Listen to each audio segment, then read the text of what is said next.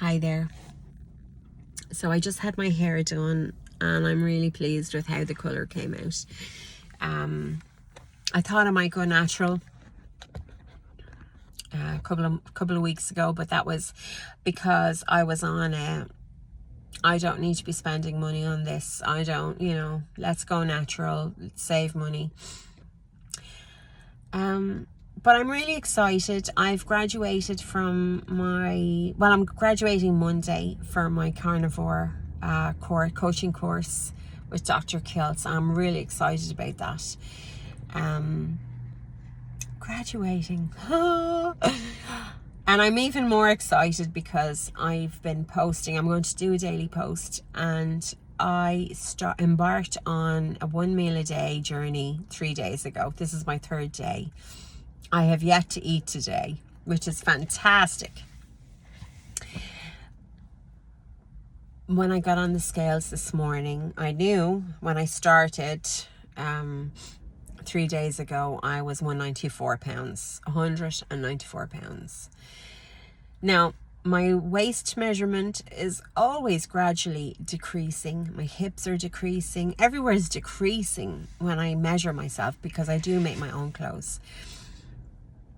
So I'm always taking measurements and I see little changes, 1/4 of an inch here, or 1/2 an inch there, which is fantastic. That means stuff is going on for the better. When we're taking fat away from our organs, that's a good thing. But anyhow, so I said to myself yesterday, these hips feel a bit smaller. And then I looked in the mirror and I went, oh, self, this face is a little slimmer. And I was like ecstatic. I was like, there definitely has to be a movement on the scales when I get on it in the morning. There definitely has to be. I will say, no, I won't say. I was going to say, so I'm not going to say it. If you really want me to say it, you can put it in the comments. I was going to give you a bit of juicy information that's very personal. Could be a little TMI. But when I got on the scales this morning, it showed me 188. So from 194 to 188 in 3 days is fantastic for somebody that's been on a stall. So it's still quite, if you were just going to go on, that's a fat girl, 188. But I'm feeling as light as a feather now with them 6 pounds gone. I'm feeling really excited. I'm very happy. So it was a great, this day, that is today, Saturday.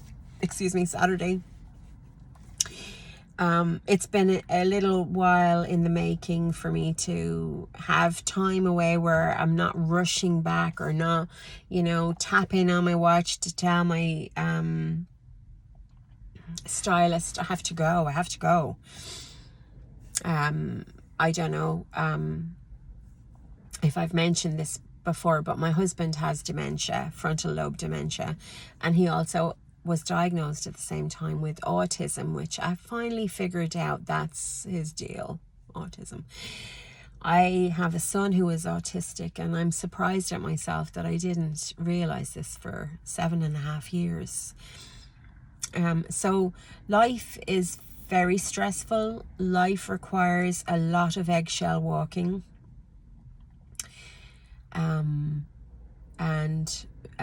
My role as a wife is more of a caregiver and always has been.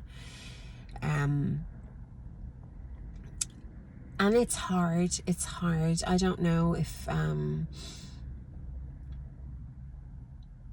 there's much awareness, if any awareness, of what it is like to be married to somebody with autism.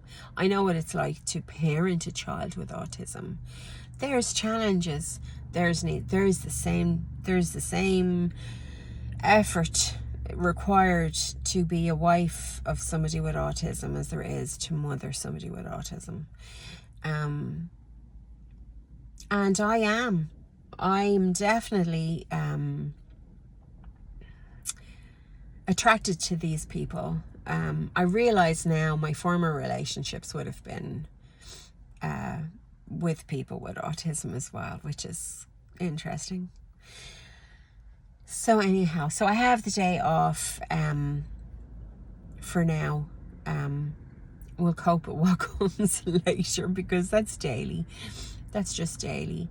People think, what am I doing? Why am I still here? Because I choose to be, and that's the way it's going to be. But I am learning to look after myself, and a lot of that strength is coming from the food that I'm eating, because I could quite easily drown my sorrows with a cheesecake, with a packet of donuts, and isn't one donut enough? Not if you're me. No.